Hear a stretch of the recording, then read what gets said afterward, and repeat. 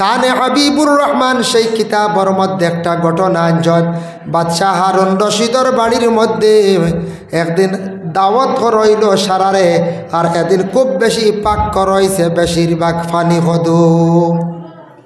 কদু আমরা চিন পাইছি না লাউ হয় ফানি কদু হয় ফানি কদু পাক রয়েছে এখন কোনো বিয়া বাড়ি যদি গোশ দিয়ে আর ফানি কদু পাক হয় বাক্কা খাই বইছিব না কইবা আল্লাহ এরা হানি উনি মনে কর জানেন না কইবাই দানা করছে কিন্তু আলু লাগবে আলু না হইলে করছে না ডেকো রান্ধ হইল আলু ইগু হলতাত লাগে ইগু বল সব আইটেমও লাগে ইগু ডাইলও দিলেও হয় ইগু দি ডাইলও হয় না আলু চাটনিও হয় গুস্তও লাগে বাজিও হয় ইয়া আল্লাহ তারে আর কিচ্ছু ছাড়া যায় না সব তার দেখা যায় আলুটা হাঁটে কিন্তু অত মানে সব জিনিসও সেটিং হয় তুলনামূলক সস্তা রানে পঞ্চায়েত সস্তা রানি 25 টাকা 30 টাকা কেজি হাইয়েস্ট 40 টাকা এর থেকে বেশি না কিন্তু সব জিনিসও আলু সেটিং হয় না হচ্ছে কিন্তু ফানি কদু দিয়া খাওয়াইয়া যদি দেন ইলা কোনো কুট মরে হয়তো আই বই যাইতে পারে কিন্তু ফানি কদুটা দেখি আর আমরা অবহেলাকৃত কিন্তু এটা নবীজিয়ে বড় পছন্দ করতা ফানি কদু আল্লাহ রসুলে বেশি খাইতা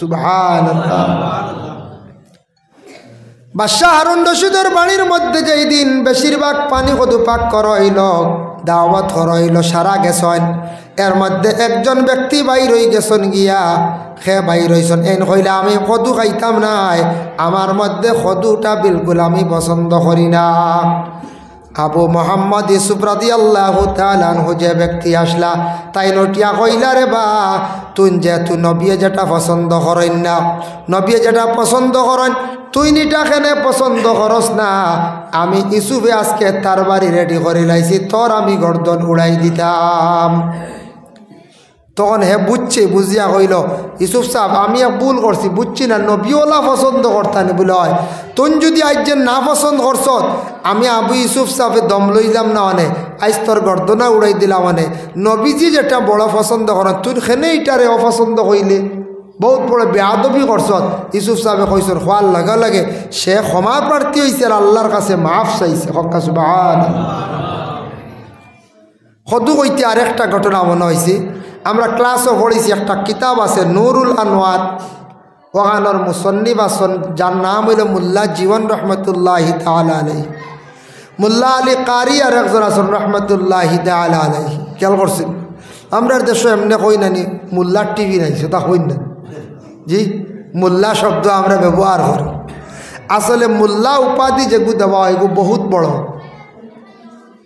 আমরা দেশ কোনো জায়গাত ওয়াজ মাহফিলের কাগজ দেখবা যার যতখান আছে অতখান নাই ফাজিল আর বেশ করে লাগাইয়া দেয় কি জানো আলি মানুষ বাড়ি খাওয়ালা রানি আন্তর্জাতিক খ্যাতি সম্পন্ন বক্তা মুফাসসিরে কুরআন অর্থ বুঝি না আন্তর্জাতিক খারে হয় আন্তর্জাতিক জ্ঞানরে হয় যে বিভিন্ন রাষ্ট্র যায় বুঝতে পারছি নিওয়াজ এখন আমরা আন্তর্জাতিক বরাকর ভিতরে সীমিত এই আন্তর্জাতিক কি লইল শব্দর অর্থ বা তো খেয়াল করতাম না করি মুফাসসিরে কুরআন যে তফসির পড়া নেওয়ালা মুফাসসির যারে উপাধি দেওয়া হয়ে গেছে গিয়া এন যদি তফসির করো এনরে মুফাসসিরে কুরআন হওয়া যায় আর নাইলে তেন মৌলানা সাহেব হইতা তো মৌলানা এ ওয়াজ করবা আমরা খালি লাগাই কতটা হাতি মুফাসসিরে কুরআন আন্তর্জাতিক আর হাদিয়ে জমান কিতা কিতি এক লম্বা খালি লাগাই আর খালি ডেফিনেশন দিতে বড়াই দিয়া যার যতটুক যোগ্য আছে অতখান দেওয়ার চেষ্টা করেন জানি যার যতটুক যোগ্য আছে অতখান দিতে এর থেকে বেশি দেওয়া গান নিয়ম নাই এন মৌলানা এন কারি এন হাফিজ অতখান দেওয়া এন শাহ সুফি নাই এনর লাগাইতাম নি শাহ সুফি বলে জি না এন পীর নাই এনর লাগাইতাম নি পীরে কামিল জি না এর লাগি তা বেয়াদবি হয় অসুন্দর হয় যেটা যার যে স্তর আছে এখন আমরার মসজিদের মিয়া সাহেবরে কিতা করে ডাকি ইমাম সাহেব বা মিয়া সাহেব ওলা ডাকি কোনো সময় একগুলো এখন মোল্লা হইয়াও ডাকি দিই মোল্লা শব্দ বহুত বড় উপাধি দেওয়া হয় যার কারণে মোল্লাইগু শব্দ আমরা ব্যবহার করতাম না খেয়াল করছেন নিমাত না করা বালা আমরা কোনো সময় মোল্লার টিভি নাই গেছে রে মোল্লা তো বেশি বাড়ি গেছে ওলা শব্দ ব্যবহার করি না করেন কোনাই খুব বেয়াদবিলা মাতিতাম না আমরা কারণ যারা দারুল ইফতা করছেন ফতোয়ার কিতাব পড়েছেন এরা মুফতি এরার মুফতি লকব দিতা আপনি পড়িছেন না মুফতি কইতে পারতা নাই মোল্লা কইন যারা কিতাব লেখনেওয়ালা শ কিতাব লেখছেন কিতাব নিয়ে ডিসকাস করছেন ফেকার মাসলা মাসাইল চুনিয়া ওগুলা বার করছেন অন্যান্য কিতাব লেখছেন এরারে মোল্লা হওয়া হয় আমরা মোল্লা শব্দটা সাড়াখান আমরা লাগি বালা বুঝতে নি মিয়া সাহেব কই ইমাম সাহেব কই আলিম সাহেব কই হাফিজ সাহেব কই কারি সাহেব কই যে যে স্তরে আছে স্তরে আমরা ডাকিতাম ও ডাকটা হইল কি সুন্দর খেয়াল করছেন নি বাদ জানি না ইলা শব্দ কেউ ডাকন যদি ছাড়ার চেষ্টা করকা যার যে স্তর আছে যে স্তরে ডাকিতা যে নামে ডাকিতা ওলা ডাকার চেষ্টা করক তো মোল্লা জীবন রহমতুল্লাহ তাআলা আলাইহি একজন সরল মানুষ আসলা একবারে সরল মোল্লা জীবন রহমতুল্লাহ তাআলা আলাইহি একদিন তাই বাজারের মধ্যে গেছেন গিয়া দেখছেন একজন ব্যক্তি লাউ লইয়া বসিয়া রয়েছে লাউ আর লাউ কইলা রে বা ইতা খিতা খাওয়ার বস্তু কসান সে উত্তর দিল কইলা আত্মীর ডিম আত্মীয় কোনো ডিম দিছিল জি না আপনার আর ভুবন ভালো আত্মীয় থাকতে পারো না তো ডিম তো কোনোদিন কেউ দেখছো জি না যেমনে কইছে আত্মীর ডিম তাই কইছেন যে আল্লাহ দিছে রে আত্মীর ডিম তো জীবনে খাইছি না লইয়া আনলিছন বাড়ি টানার পরে ঘরের বিবিরে উঠিয়া কইলা গ বিবি আজকে বাজার গিয়া আচানক একটা খাওয়ার বস্তু পাইলাম আত্মীর ডিম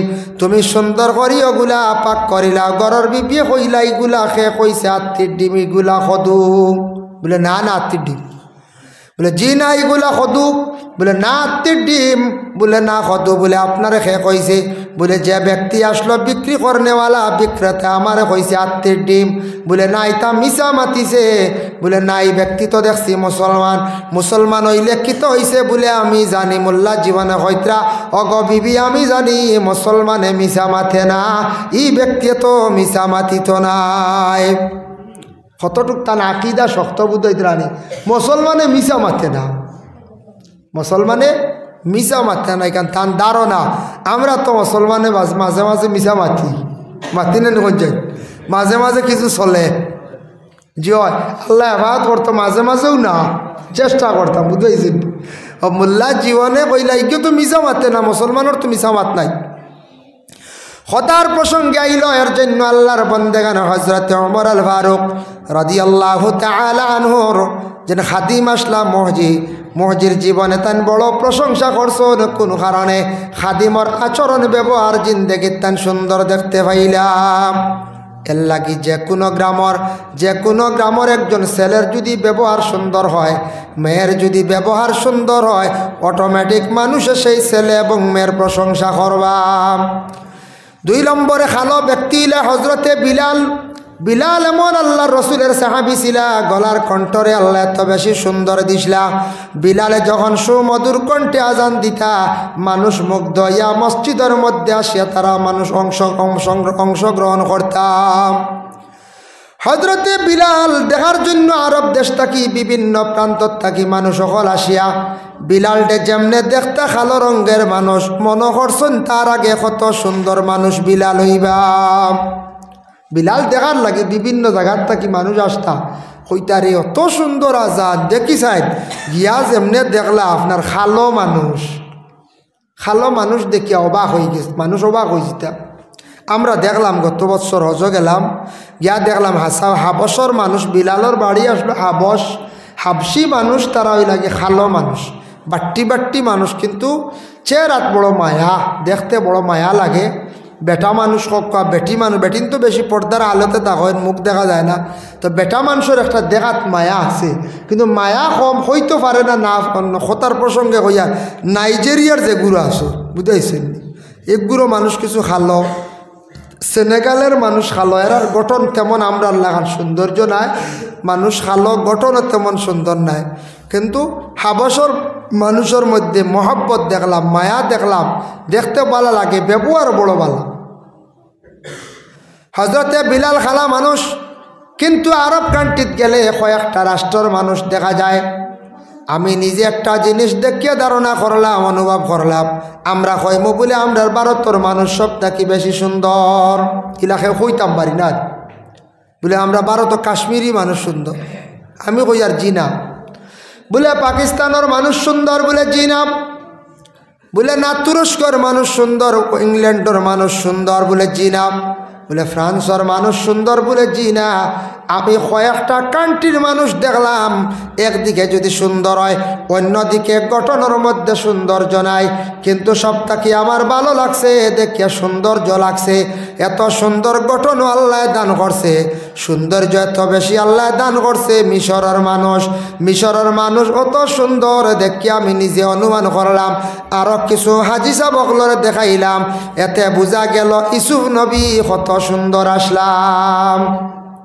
মিশরের মানুষ কত সুন্দর, ছোট্ট ছোট্ট বাচ্চার মায়ের সঙ্গে সফা মারওয়ার মধ্যে দৌড়াইতে আসে। যে বাচ্চাটার বয়স হয়েছে 8 বৎসর 10 বৎসর, নিজে ইচ্ছা করলাম একটা স্মৃতির জন্য ফটো তোলার লাগিয়া। 8-10 বৎসরের বাচ্চা আমারে ফটো তোলা নিষেধ করছে, কইছে হারাম। যার কারণে মিশরের মানুষ কত সুন্দর নিজে অনুমান করলাম। বাবা ঘরের মধ্যে বসে আমরা অনেক সময় আলোচনা করলাম, বলে মিশরের জুলাইখা হজরতে ইউসুফর লাগি এমনি আসি কইছেন না, মিশরের মানুষে আল্লাহ কতটুক সৌন্দর্যতা দান করছি, এত সুন্দর দেখিয়া ভালো লাগছে বাবা। আর হাবসর মানুষ যদিও খালা হইয়া থাকে, বিলালও খালা আসলা, কিন্তু খালা সাহাবির মধ্যে আল্লাহ একটা বালা গুণ দান করল। হজরতে বিলাল যে সাহাবি, আল্লাহর রসুলে ফরমান আমার বিলালর কোনোদিন আমি বেয়াদবি কোনোদিন দেখছি না। খাওয়ার বেলায় দেখলাম না, চলার বেলায় দেখলাম না, হাঁটার বেলায় দেখছি না, শোয়ার বেলায় দেখছি না, বিলালর মধ্যে কোনোদিন বেয়াদবি যাই রইছে না। হজরতে বিলালর গলার সৌত কণ্ঠ তো সুন্দর আসলো, গলার আওয়াজ আমরা কই না নি এই সম্মুখর ফুয়ার গলার ইগু গলা অত সুন্দর, গলা সুন্দর কই না, এগুলো আমরা প্রচলন করে দিছি। খালো মানুষ গলার সৌত সুন্দর, এখন গলা সুন্দর কইতে পারবেন জি না, গলা সুন্দর নাই, গলার কণ্ঠ মানে গলার আওয়াজ সৌত সুন্দর ওখান হইতাম আমরা। এটা একটা রেওয়াজ করে দিছি, গলা সুন্দর হই না। আরও তো কই মসজিদের মেসাওরে কই, মেসাও আপনার টিফিন খাই দিছুনি, মেসাও কি তার টিফিন খামড়াইয়া খাইনি খোঁজার কোনো দিন জি না। মেসাবে খামড়াইয়া টিফিন খাই না, মেসাবে টিফিনের খানি খায়, বুঝতেছেন না? ইলা খাইলে তো ডেইলি লাগলো 3টা টিফিন লোয়া লাগলো না, চাই টিফিন 3টা লোয়া লাগলো। হজরতে বিলালে আজান যখন দিন, একদিন ফজর রক্ত হজরতে বিলালে আজান দিতে সময় কইছেন আসসালাতু খায়রুম মিনান নাওম, ঘুম থাকি নমাজ ভালো। আল্লাহর রসুল শুনছন নমাজের পরে কইলারে বিলাল আজকে তুমি ফজর রক্ত যেন একটা শব্দ 2বার কইলায়, ও বিলাল এই শব্দটা শুনিয়া আমার বড় পছন্দ লাগছে, তুমি প্রতিদিন সেই শব্দটা কইবাই। বিলাল যতদিন জীবিত ছিলা সেই দিন এই শব্দটা কইছ না জানোর মধ্যে। আর আল্লাহর রসুলে এমন সুন্দর ফয়সালা দিয়া গেলা, এখনো পর্যন্ত ফজর রক্ত আসসালাতু খায়রুম মিনান নাওম হওয়া হয়, ঘুম থাকি নমাজ ভালো। আর কিয়ামতের আগ পর্যন্ত সেই কলিমাটা আজানের মধ্যে থাকবই না, নাকে কমাইতে পারবেন জি না। এটা শোনার পরে আমরা কিতা কইতাম, সাদ্দাক্তা ও বারারথা, সাদ্দাক্তা বারারথা, ওগু শুনিয়া আমরা হইতাম সত্য গান হইতাম। আল্লাহর বান্দেগান এর লাগি আজানের পরে দোয়া করার চেষ্টা করবা, লা ইউরাদ্দু দুআউ বাইনাল আযানি ওয়াল ইকামাতি আও কামা ক্বালা আলাইহিস সালাতু ওয়াস সালাম। আজান যখন শেষ হয়ে গেল আর একামতের মধ্যখানে যে দোয়া করা হয় সেই দোয়ারে আল্লাহ কি করেন না, ঘুরাইয়া দিন না। তিব্বে নববী সেই কিতাবের মধ্যে দেখলাম, কোনো মানুষ যদি মারাত্মকভাবে জিন্নাত রোগী যদি হয়ে যায়, জিন্নাতে কোনো মানুষের যদি আক্রমণ করি লাইছে কমে না, অজু করিয়া এর বাম খানোর মধ্যে 7 বার আজান দিতাম। আজকে দিন 7 বার, কালকে দিন 7 বার, এইভাবে ধারাবাহিকতা হিসাবে খালি আজান দিতে থাকা। যেইভাবে 7 বার করিয়া যখন আজান দিয়া যাইবা, কিছুদিন পরে দেখবাই আজান দেওয়ার কারণে জিন্নাতের শরীরও থাকতে পারত না। আজান হওয়ার সাথে সাথে কি হয়, জিন্নাতকে গর্তর মধ্যে গিয়া লুকায়, মাটির নিচে দিয়া লুকায়। জিন্নাত হল শয়তানেরও দৌড় পড়ে, লুকাইতো আজান শোনা মাত্র তার জ্বলা আরম্ভ হয়। আর আজানের লগে লগে জিন্নাত দৌড়াইয়া গর্তর মধ্যে লুকায়। এর লাগি নবী যে ফরমান কয়েক অবস্থায় তুমি তান প্রস্রাব করিও না, কোনোদিন গর্তর মধ্যে প্রস্রাব করিও না, জিন্নাতে ঠাইত মারি লাইতে পারে। আর পানির মধ্যে প্রস্রাব করিও না, কোন পানির মধ্যে প্রস্রাব করায় থাকছে গে গুনাহ কবিরা। পাহাড়ে জঙ্গলে বিভিন্ন জায়গার মধ্যে যাইবা, বাইরে ঝর্ণার মধ্যে গিয়ে প্রস্রাব করিও না, পানির মধ্যে প্রস্রাব করবা গুনাহ কবিরার। কোনো পানির জিন্নাত থাকতে পারে, আপনারে টাইট মারি লাইতে পারে। আমরার ছেলেরা মেঘালয় মিজোরাম যায়, হঠাৎ মানুষ যখন ফাড়িয়া তাপে পাইছে মারি লাইছে, ছেলেটা মারা গেছে, কিন্তু কোনো জায়গাত জিন্নাতর আক্রমণে অনেক ছেলেরা আবার মারা যায়। ফানি তো জিন্নাত আছে, ফানি তো জিন্নাত আছে না? আছে। হায়াতুল হায়ওয়ান কিতাবের মধ্যে কামাল উদ্দিন দমিরিয়া লেখছেন জিন্নাত হইলা গিয়া 3 প্রকার। এক প্রকার জিন্নাত হইল গিয়া ফানির উপরে, ফানির নিচে থাকে। আর এক প্রকার জিন্নাত ফানির উপরে মানে মাটি পরে থাকে। আর এক প্রকার জিন্নাত হইল গিয়া মানে হাওয়ার উপরে উড়িয়া চলে। মাটির মধ্যে পানির নিচে যে জিন্নাত থাকে বড় ভয়ানক। ওরে আল্লাহর বান্দাগণ, খেয়রের পুষ্করিণীর মধ্যে যদি ইলা কোনো জিন্নাত ঢুকি যায়, বিল তাকি খালত তাকি নদীর তাকি উঠিয়া যদি ঢুকি যায়, প্রমাণ পাইবা এই পুষ্করিণীর পানির কালার কয়েকদিন পরে পরে খালি বদলিব। কয়েকদিন পরে পরে পানির কালার খালি বদলিব। ফাইরা 2 জন ব্যক্তির আলোচনা করলাম। বিলাল খালো মানুষ আসলা, কিন্তু তার মধ্যে ভালো গুণ আসলো। এর লাগি দয়া করিয়া সারা সুন্দর করিয়া শুদ্ধ করিয়া আজান দেওয়ার চেষ্টা করার। আজান দিতে সময় শাহাদত আঙ্গুল খানোর ভিতরে ঢুকাইতাম। 3 নম্বর ব্যক্তি হইলা গিয়া বলে লোকমান হাকিম। এমন ব্যক্তি আসলা, তার টুট আসলো মোটা মোটা, নাক লম্বা, বাট্টি মানুষ খালো মানুষ আসলা। লোকমান আল্লাহ ই পরিমাণ হিকমত দিলা। লোকমান হাকিমর একজন উস্তাদে একদিন জিজ্ঞাসা করলা, ও লোকমান, তুমি বড় ভালো মানের একজন মানুষ, তুমি বহুত আল্লাহর মায়ার এক বন্দা, খোসান মানুষের শরীরের মধ্যে কোন অংশটা খারাপ? মানুষের শরীর দেহর মধ্যে কোন অংশটা খারাপ? উস্তাদরে দেখাইতে গিয়ে একটা বকরি জবে করছেন। বকরিটা জবে করিয়া, বকরির মানে দিল যেটা খলিজা যেটা ওঠা নিয়া দিয়া হইলা, ও উস্তাদ সবচাইতে মানুষের খারাপ অংশ ইয়া থাকছে গিয়া ও টুকরা। হইলারে বাচ্চা লোকমান, বুঝলাম ও টুকরা খারাপ, সবটা কি বালা টুকরা কোন খান দেখে তুমি আমারে খোসাইন? আবার তান দিল কলিজা দিয়া কইলা ও টুকরা খান বালা, বুঝলাম না রে বা লোকমান। এক অংশরে 2 ফাঁকির কইলা বালা এবং খারাপ। লোকমান হাকিম তান উস্তাদ রে একমাত্রে বুঝাই দিলা, কইলা সাহ, এই মাংসর টুকরাটা যদি খারাপ হয়ে যায়, মানুষের গোটা দেহ একবারে নষ্ট হয়ে যায়, খারাপ হয়ে যায়।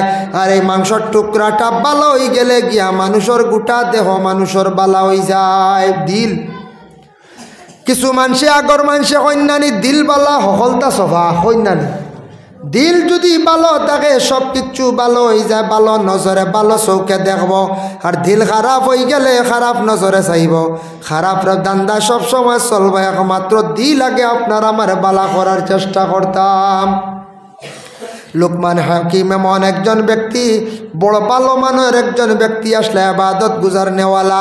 লোকমান হাকিমে তার ছেলের নসিহত করছেন, ইয়া বুনাইয়া আকিমিস সালাতা ওয়া'মুরু বিল মা'রুফি ওয়ানহা আনিল মুনকার। ও বেটা, ও বাবা, তুমি নামাজ কায়েম করো। বাবা তার ছেলের নসিহত করছেন, নামাজ কায়েম করো। এর জন্য প্রত্যেক গার্জিয়ান যারা আছেন, ছেলে উপযুক্ত হয়ে গেছে গিয়া মেয়ে উপযুক্ত হয়েছে, প্রত্যেক সন্তানাদি আপনারা নমাজের জন্য আদেশ করক। আপনারা নমাজের লাগে আদেশ করুন, কারণ একটা ছেলে যদি নমাজ পড়ে না, আপনি কিন্তু দায়ী। আপনার হওয়ার দায়িত্বটা আপনি আদায় করিয়া যায়। কারণ নমাজ না পড়িলে মানুষের জীবন সুন্দর হয় না, শান্তির জীবন আসে না। এর লাগে দয়া করিয়া প্রত্যেক গার্জেন টকলরে যার যারে আপনার সন্তান আদি অকলরে নমাজের জন্য তাকিদ দেখুয়াম।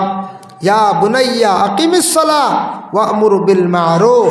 মানুষরে বাবা ভালো রাস্তা আদেশ করি, মানুষরে ভালো রাস্তার দিকে আদেশ করিও, খারাপ রাস্তার তাকি বিরত রাখিও। এইভাবে আওলাদ অকলরে আপনি নসিহত করতা। লোকমান হাকিমে বড় সুন্দর নসিহত করছেন বাবা। এর লাগি দয়া করিয়া প্রত্যেক সন্তান আদি অকলরে এইভাবে সুন্দর করে প্রত্যেকে নসিহত করন। ভালো রাস্তা দেখায়, ভালো পথ দেখায়, ভালো রাস্তার দিকে মানুষের অগ্রসর করিয়া দেয়। আমরা দেশ কিছু জায়গা শোনা যায় হয় খানারে ভোট দেখাইও না হই না এরে নিতাইনি বিদেশ নিও না দেখাইও না সমুগ্রে বিদেশ নিও না বিদেশ নিয়া তারে ভোট দেখাইও না এটা বল তুমি বাইরে একজন মুসলমান ভাই আর এক মুসলমান বাইরে নিয়া তুমি বালা রাস্তা দেখাও খারাপ রাস্তার থাকি সেই মানুষের বিরত রাখো ওয়াসবির আলা মা আসাবাক বাবারে তোমার উপরে জীবনে মুসিবত আইব মুসিবত আসার লগে লগে তুমি সবর করিও ধৈর্য ধারণ করিও মুসিবত আমরার উপরে আয়নি না না হয়ে যায় আয় মুসিবত কত ধরনের আছে না বেমার পড়ছই মুসিবত ছেলে বিদেশ বাড়ি আটকে গেছে মুসিবত খেয়া একটা মরি গেছ মুসিবত ইটা খেয়ার কেস পড়ে গেছে মুসিবত ইটা দিয়ে আল্লাহ পরীক্ষা হর কোনো সময় দুশ্মন পিছে লাই গেছে তাও মুসিবত যখন কোনো মুসিবত আইব কিংবা তো দুশ্মন পিছনে লাগি গেছে তখন আপনি সবর করেন রাসূলুল্লাহ ফরমান আস-সাবরু নিসফুল ঈমান সবর হইয়া থাকছে গিয়া ইমানের অর্ধেক অঙ্গ আপনার জীবনে আপনি সবর করার চেষ্টা করক কা বাবা আপনার আপন বাইয়ে মার ভেটর বাইয়ে আপনার জমিনে বড় কষ্ট দেয় আপনি সবর করক্কা নমাজ পড়ি আল্লাহর কাছে দোয়া করক্কা আল্লাহর কাছে বিচার দিলাইন বিচারের জায়গা হইল গিয়ে ও জায়গা আয় আল্লাহ আমার ভাইয়ে বড় জবর দুশ্মনী করে আমারে বড় কষ্ট দের আল্লাহ গ্রামের অমুক মানুষে বড় আমারে কষ্ট দিন আল্লাহ অমুক মানুষে বড় আমারে সাতার আপনি সঠিক বিচার কান্তা করিও সে যদি না হক করিয়া থাকে যেন বিচার দিবা দেওয়ার লগে লগে আল্লাহ কবুল করবা আপনার বিচার ও দুনিয়ার জমিনও একদিন না একদিন দেখবা যে আপনার সাতাইছে কষ্ট দিছে সে একদিন খান দিব আপনি সেই দিন দেখবা মনে মনে আসিবাই এর লাগি মুসিবত আসে মুসিবত আয় একটা বাপ মরি গেছেন মা মরি গেছেন আমরার দেশ মানুষ কোনো সময় মারা যায় না তাকে কয়েকদিন আগে আমার একজনে ফোন করছে এক ছেলে ফোন করিয়া কইল হুজুর দাদা মারা গেছেন কয়েকদিন নিরামিষ খাইতাম আমি কইলাম নাউযুবিল্লাহ ইতাম নাল লাগি মানা নাই দাদা মরি গেছ নিরামিষ করে খাইতাম না বুঝাইছেন নিবাদ ইতা হইল গিয়া সনাতন ধর্মের মানুষ তাদের শাস্ত্রে তাদের গ্রন্থে আছে কোনো মানুষ মারা গেলে কয়েকদিন নিরামিষ খাইতে লাগে আমরার খেয়ে মরি গেলে নিরামিষ খাওয়ার জন্য কোনো খাস আদেশ নাই আমরার দেশও আছে কিছু স্বামী অকল হঠাৎ মারা গেলা মহিলারে কি করতা সাদা কাপড় গায়ের মধ্যে লাগাইতা তখন সেই মহিলার গায়ের মধ্যে সাদা কাপড় লাগাইবার আগে মহিলার শরীরের জেওরাতগুলা খোলা লাগে খুলইনি না খুলতে সময় বেমার পাইতা পারেন কিছু জায়গা তাই গেছে কি একটা বেমার অন্য জাতির অন্য ধর্মর মানুষে পালন করডা ও যেন মহিলার হাত থাকি চুড়ি কুলন নাকের ফুল কুলন খানের দুলা কুলন গলার মধ্যে সরা কুলন ওগুলা ফান্দানোর মধ্যে বাত একটা তালর মধ্যে লইয়া মাথাত করে লইয়া ফিরন ইতা হইল সনাতন ধর্মর মানুষে করে আমরার মুসলমানের লাগি এগুলা বিলকুল মানা নাই বিলকুল মানা ইতা আমরার লাগি না ইতা বুঝিন ফান্দান দিয়ে বুঝিন মাথাত লইয়া কত সময় গুড়া লাগে বুঝিন বুঝবাইছেন ইতা হইল বিলকুল শিরকি ইতাত আল্লাহকে ওয়াস্তে ইতাত খান দিবা না ইতা আমরার লাগি মানা নাই একজন স্বামী হঠাৎ মারা গেছেন স্বামী মারা যাওয়ার লগে লগে মহিলা তার ইদ্যত পুরা করতা আগে এক যুগ আসলো এক সময় আসলো কোনো ইদ্যত আসলো না আরব এক রেওয়াজ আসলো আরব দেশ কোনো সময় কোনো বিবাহিতা স্বামী মারা গেছেন স্ত্রীও কোনো জোয়ান যখন জানি লইলা স্বামী মরি গেছেন ও মেয়েরে বিবাহ করার লাগে ওলা চাদর এখান লইয়া রুমাল এখান লইয়া যে আগে গিয়া গলাত দিলাইতা ছাড়িয়া বুকিং করিলা এই ও মহিলারে বিবাহ করলিতা ওগু আসলো আরবর রেওয়াজ বুঝবাইছেন যে স্বামী মরি গেলে ই মহিলারে বিবাহ করার লাগি যে আগে নিয়ে চাদর দিবা এই নি মহিলা বিবাহ করবা ওগু আসলো আরবর রেওয়াজ তখন এই ইদ্যতর হুকুম আইছে না আয়াত নাজিল হইছে না এটা নিষিদ্ধ হইছে না তখন এই রেওয়াজ আসলো আরবর মধ্যে খেয়াল করছেন নিমা যখন আয়াত নাজিল হয়ে গেল ইয়া আইয়ুহাল্লাযীনা আমানু লা ইয়াহিল্লু লাকুম আন তারিসুন নিসা কারাহা ও ঈমানদার হল তুমি তানোর জন্য তোমাদের জন্য হালাল নাই জোর জবস্তি করিয়া মহিলাগুলোরে তুমি তান বিবাহ করিও না জোর জবস্তি করিয়া কিতা করিও না মহিলাগুলোর বিবাহ করিও না এটা হয়ে যায় গিয়া জোর জবস্তির বিবাহ। এক 2 নম্বরে থাকছে দেখো আমরার দেশে এখন মাইক সেটিং হয়েছে জায়গায় জায়গায়। এর আওয়াজ যদি এখনো পর্যন্ত জারি থাকতো, কোরআনের আয়াত নাজিল হইতো না, নিষিদ্ধ হইতো না, তাহলে মসজিদ খালি কইলে অনেক ইন্না লিল্লাহি ওয়া ইন্না ইলাইহি রাজিউন, অমুক মারা গেছন যেমনে মানুষে খবর পাইলা অনে মরা বাড়ি বা আগে দৌড়াইলা অনে সারায় চাদর লইয়া দৌড়িলে দেন হয়ে যায়। খালি ইন্না লিল্লাহি শোনা মাত্র হমুকা দৌড়িলে বুকিং করা খালি, বুঝতে জোর জবস্তি বন্ধ হয়ে গেছে।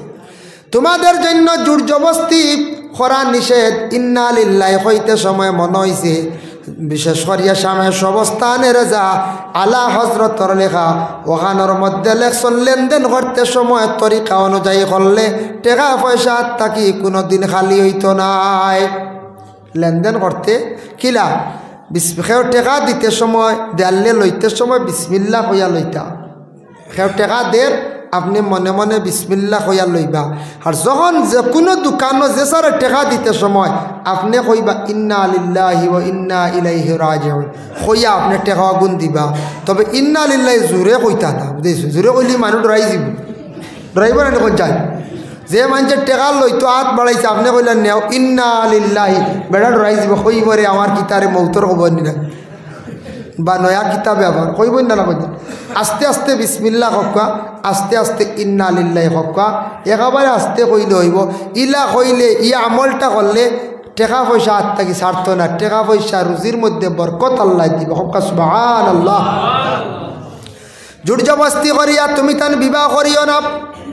আয়াত নাজিল হয়ে গেল, তারপরে মহিলাগুলোর ইদ্যত পুরা, ইদ্যতর আদত আই গেল। এর লাগে একজন মহিলার স্বামী মারা গেলে 4 মাস 10 দিন ইদ্যত পুরা করতে লাগে। 4 মাস 10 দিন ইদ্যত পুরা করতে লাগে। ইদ্যত পুরা করতে লাগে বলে এখানে কোন কারণে ইদ্যত আইল?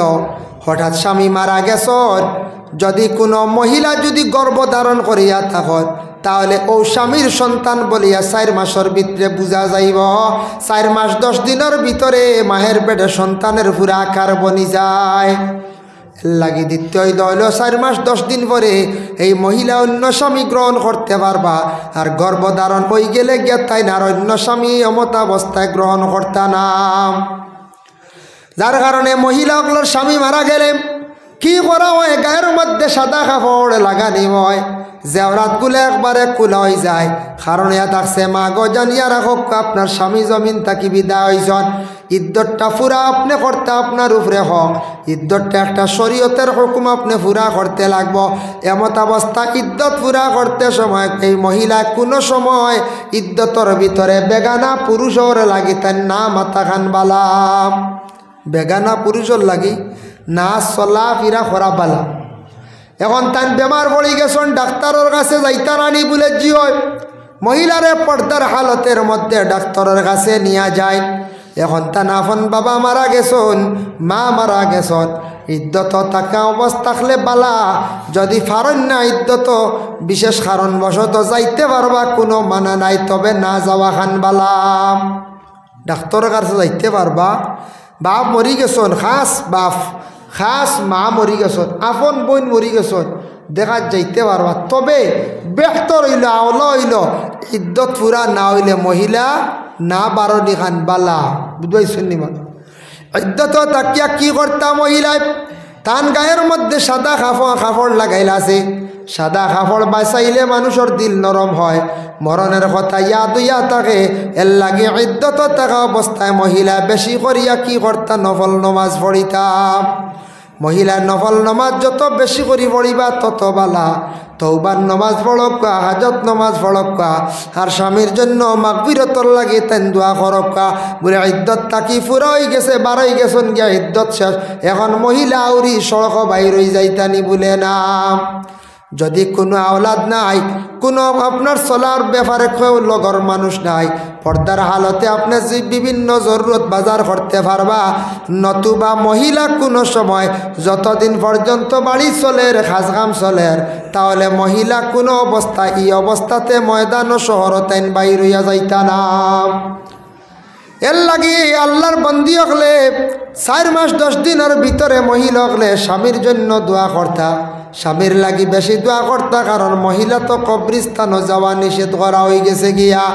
আর ঘরের বিবি মরলে স্বামী কি করতা, দোয়া করতা, জিয়ারত করতা, কবরিস্তান কবরের পাশে যাইতা গিয়া বিবির লাগি বেশি করিয়া দোয়া করতা, জিয়ারত করতা। আর স্বামী মারা গেলে মহিলায় ইদ্যত তাকিয়াতেন স্বামীর জন্য বেশি করিয়া দোয়া করতাম।